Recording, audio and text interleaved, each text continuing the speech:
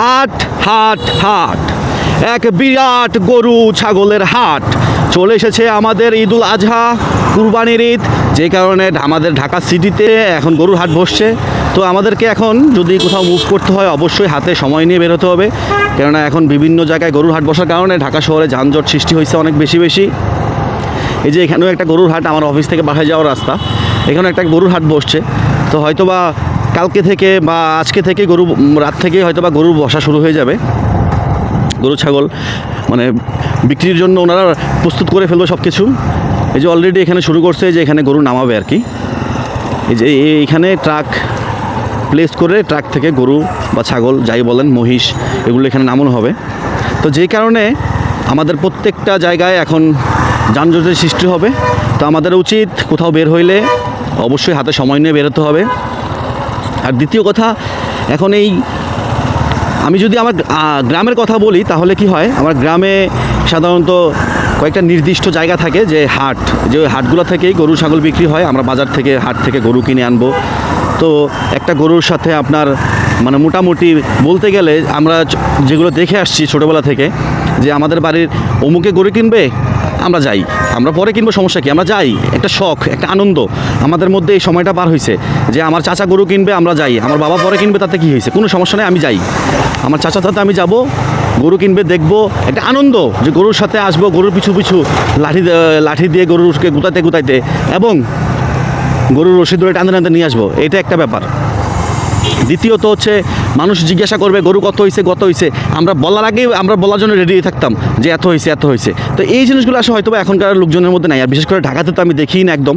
কারণ ঢাকাতে কী হয়, আপনি গরু হাটে যাবেন, আপনি যদি একা কুরবানি দিয়ে থাকেন তাহলে আপনি একাই যাবেন, বা আপনার হয়তোবা যদি কেউ থাকে আশেপাশে আপনার খুব নিকটতম আত্মীয়, তারা হয়তোবা যাবে যদি ফ্রি থাকে। কারণ ঢাকা শহরটা হচ্ছে কর্মব্যস্ততার জায়গা, এখানে সবাই ব্যস্ত থাকে। তো আপনার সাথে যাবে, সে গিয়ে হয়তোবা একজন দুজন গিয়ে গরুটা পছন্দ করে কিনে নিয়ে আসলেন। নিয়ে আসার সময় কিন্তু আপনি আনবেন না, আপনি কী করবেন, ওই যে বাজার থেকে একজন বা দুজন লোক ভাড়া করতে পাওয়া যায় আমাদের ঢাকার প্রত্যেকটা হাটে, এগুলো হয়তোবা আছে। আমি যেটা দেখে আসছি এবং আমরা যেটা করি আর কি, যে একটা কন্ট্যাক্ট করি যে উনি আমার বাসায় নিয়ে গরুটা দিয়ে আসবে, বিনিময়ে উনি একটা সম্মানী নেবে, উনি একটা পারিশ্রমিক নেবে, যেটা করে থাকি আর কি। তো তখন কি হয়, ওই যে টাকা ওনারা বেশি পাওয়ার জন্য একজন বা দুইজন মিলে গরুগুলোকে নিয়ে যায় আমাদের বাড়িতে বা বাসায় পৌঁছে দিয়ে আসে। তখন কিন্তু আসলে মানে এই গরু অনেক সময় বড় গরু হলে ছুটে যেতে পারে, যে কারণে দুর্ঘটনার রাস্তায় শিকার হইতে পারে মানুষ। তাই সবাইকে বলবো যে একটু সচেতনতার সাথে রাস্তা চলাফেরা করব, তাহলে হয়তোবা বড় দুর্ঘটনা থেকে আমরা মুক্তি পাবো আর কি, ইনশাআল্লাহ। তো বিশেষ করে এই কুরবানির ঈদের সময় রাস্তাঘাটে অনেক গরু ছুটাছুটি করে। তো যেই কারণে আমাদের উচিত আমাদেরকে সেফভাবে চলাফেরা করা, যেন কোনো গরু আমাদের শারীরিক কোনো ক্ষতি করতে না পারে, এটা হচ্ছে ব্যাপার। তো আমি চলে আসলাম এখানে, এই একটা গরুর হাট মাত্র বসতে শুরু করছে। তো এই যে অল্প কয়েকটা গরু আসছে আর কি এখানে, হয়তোবা রাতের পর থেকে হয়তোবা ফুল হয়ে যাবে। আমি আগামীকালকে সকালে যাওয়ার সময় হয়তোবা দেখতে পাবো আর কি একদম ফুল, হচ্ছে ব্যাপারটা। অনেক সুন্দর কয়েকটা অল্প কিছু গরু আসছে আর কি। তো একটু হাটটা দেখে গেলাম আর কি অবস্থা।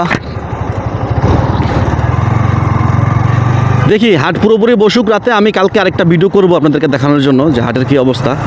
আপনারা যদি বিস্তারিত জানতে চান হাটের ব্যাপারে তাহলে আমাকে কমেন্ট করে জানাবেন, আমি অবশ্যই জানানোর চেষ্টা করব যতটুকু আমার পক্ষে সম্ভব। আমার অফিসে যাওয়া আসার পথে যেহেতু হাটটা বসছে, আমি যতটুকু পারি ইনফরমেশন দেওয়ার চেষ্টা করবো। এটা হচ্ছে কমলাপুর সাদেক হোসেন খোকা কমিউনিটি সেন্টার সংলগ্ন গরুর হাট।